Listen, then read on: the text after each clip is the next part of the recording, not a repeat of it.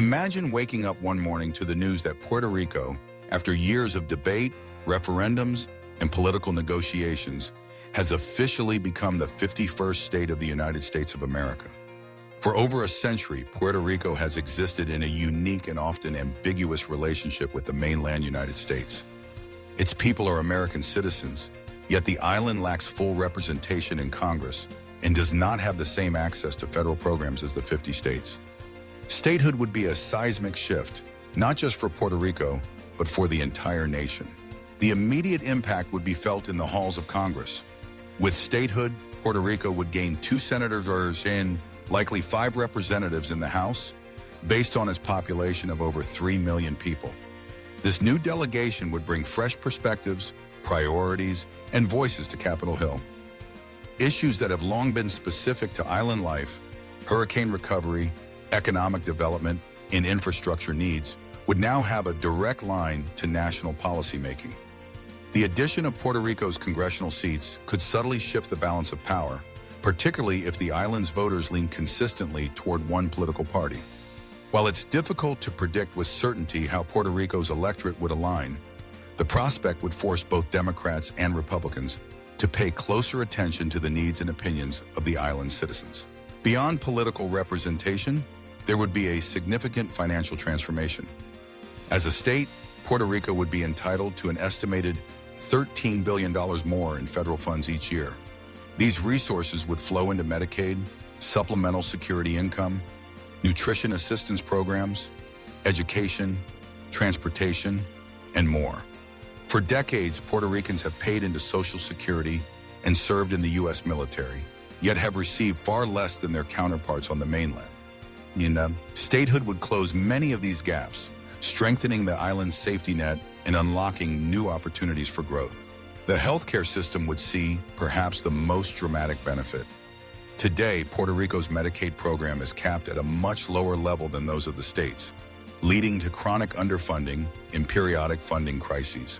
Statehood would bring parity, ensuring that low-income and vulnerable Puerto Ricans have access to the same federal resources as citizens in Florida or Texas. This could mean better hospitals, more doctors, and improved health outcomes for families across the island. Education would also stand to gain.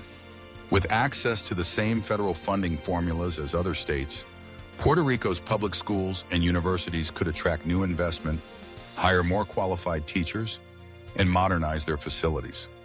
The potential for scholarships, research grants, and job training programs would expand, giving the next generation of Puerto Ricans a stronger foundation for success. Of course, statehood would not be a cure-all for Puerto Rico's challenges. The island has struggled for years with a sluggish economy, high unemployment, and a public debt crisis that led to intervention by a federal oversight board. While increased federal funds would help, achieving long-term prosperity would require careful planning, robust investment, and collaboration between local and federal leaders.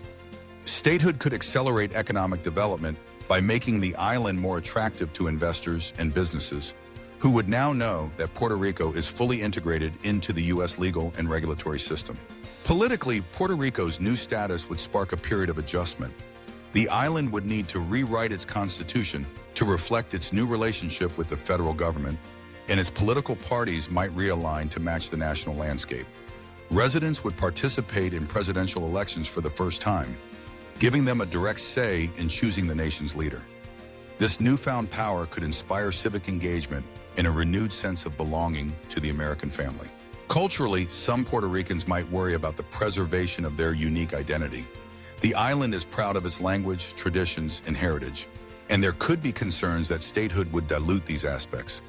However, the United States has always been a tapestry of cultures, and states like Hawaii and New Mexico have shown that it is possible to maintain local customs within the broader framework of American democracy. Statehood could even elevate Puerto Rican culture on the national stage, increasing its visibility and influence. For the rest of the United States, welcoming Puerto Rico as the 51st state would be an opportunity to reaffirm the nation's commitment to equality and representation. It would signal that American citizenship is not a second-class status for those born on the island, but a promise of full participation in the country's political, economic, and social life. The American flag would gain a new star, a powerful symbol of inclusion and progress. There would also be a period of adaptation for federal agencies, businesses, and organizations across the country.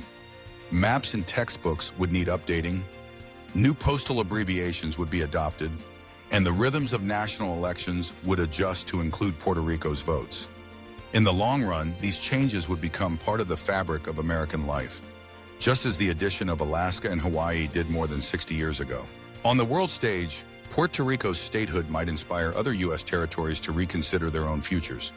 The move could prompt discussions about the rights and status of Guam, the U.S. Virgin Islands, American Samoa, and the Northern Mariana Islands.